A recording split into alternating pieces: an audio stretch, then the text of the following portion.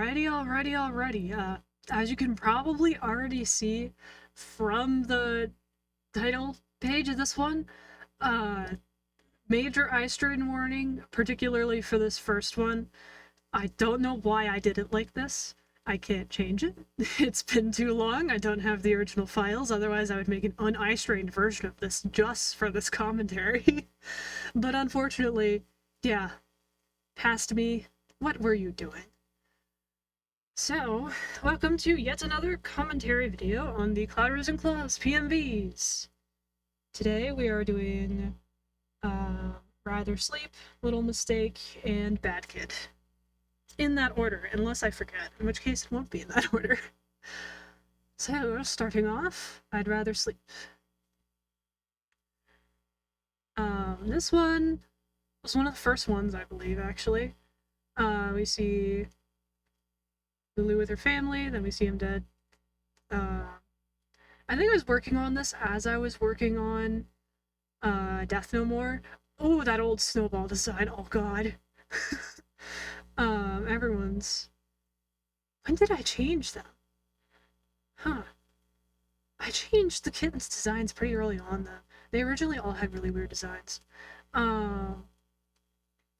See Lulu in the water. There's not really... This one's so quick, there's not much to say about it. It's mostly just following the original plot. We do have a quick Brittany cameo before I decided not to use her character in the story. She was in the first draft. The first draft was sort of inspired by The Great Gatsby, which is a wild thing to say because I hate The Great Gatsby with a burning passion, but I liked the idea of a character showing up to a shit show and like ending up involved in it. So Brittany was supposed to show up to a shit show and end up getting involved in it. She was like the introductory audience, what do they call it? I don't... audience insert, I guess is the way to put it. The character that doesn't know anything so that people can give them exposition. And then I decided it didn't really matter. And the more I messed around, the less of a role she actually had. So I removed her entirely and split her role up among others. And honestly, you probably can't even figure out where she originally fit in anymore. So this is the singular PMV that I believe she appears in. There was one that I never finished where she also appeared. But like, that was like, I think she had one image in there as well. So not a very utilized character, very quickly cut relative to others, because what are we? We're on the refactor now. There was an original draft that barely made it anywhere. There was a re-outline, then there was a complete re-outline. So I think the refactor is technically number 4, but the original draft doesn't really count because it was like 2 chapters. And then I re-outlined everything because Snowball decided he was going to be a completely different guy. And I liked that guy better. So then, after that, we are moving on to Little Mistake.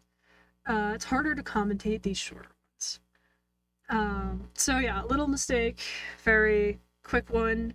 Again, the stupid disclaimers because this is the first time I was posting something like this, and I was worried that people would be mad at me. So see Nick being kind of depicted as a monster here, because he is.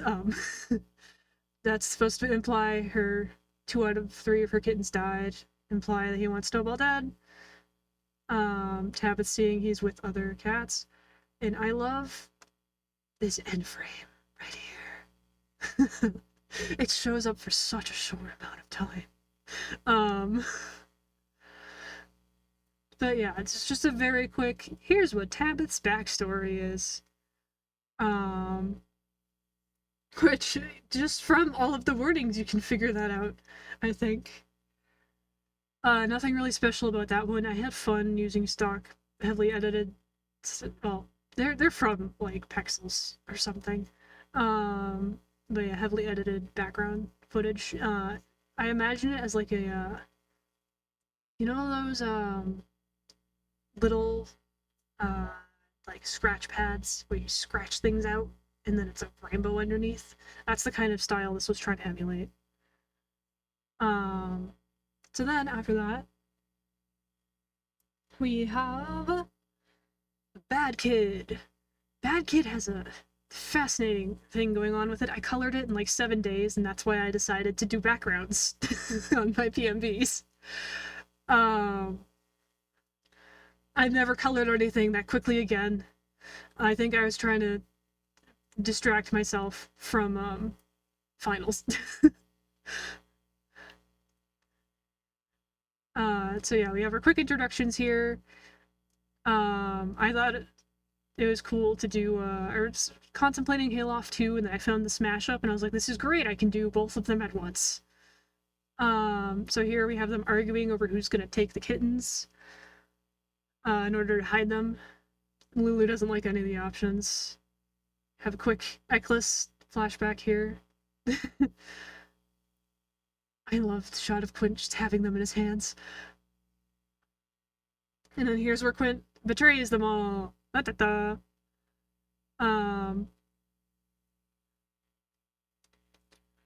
We have the quick flashback to Tabith lying and it's like showing why Quint is kind of doing what he's doing. And this is where we see the return of fire breathing. In this case, it's like representation of anger, but also like Ekless's lingering influence on Quint. We have some animated elements here. I was originally going to animate the full little shot here, and then I said, no, I can't do that. I liked this as like a quick way to represent that they're running away and they're being pursued. And also to just show that Tabith is pissed. Then we have the end of the trail here with Lulu, Snowball being like, hey, please come home, and Lulu's like, no. This shot, oh, this one's rough. If I did that now, I wouldn't have made that arm like that. I like this part here. She realizes the thing's cracking.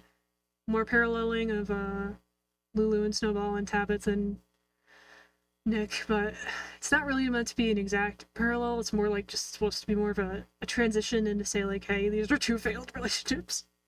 Then we have the evil goo again that I think at this point I decided was probably blood, but I didn't want to change the color. Especially because like the whole idea is like, you know, blood actually appears very dark when you have large amounts of it. This one could have been handled a lot better. This part right here. Oh boy. I think I could have gone back to the drawing board on this part completely. Especially look at this. Music's dramatic and it looks so bad. I like this part. Covering the eyes, we flash back to Toby. The whole idea here is focusing on Tabith wanting to protect her son, Lulu wanted to protect her children, and this is both because like that's the only family they have left. So this is just showing like the loss of Lulu's family. And then again, at the end of here, after this is supposed to be for end card. And then we have the transition here. And I love how I built an end card in, and then I still did this. I think it was because it ended up not being long enough. But I like doing these because you can see that I edit my sketch and then I color. Take advantage of I figured out that my editing program before the current version that I use right now, it'd actually like live update whenever you modified a file. So I could literally like see it as I was coloring. Now I have to reopen the entire program, so like I don't think it was intended behavior, tragically. But yeah. And that is it for this one.